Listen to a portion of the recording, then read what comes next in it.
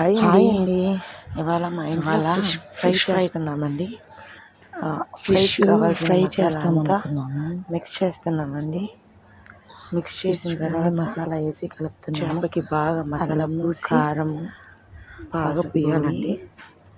గాపుల్లో అంతా మసాలా తర్వాత 1 hour magnet చేసుకొని 1 అవర్ పెట్టేయాలండి. తర్వాత అండి కొంచెం నిమ్మరసం,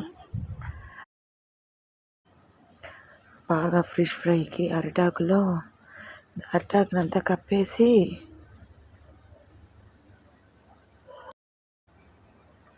ఫిష్ ఫ్రై చూడండి ఎట్లా ఉందో, ఎంత బాగా వచ్చిందో.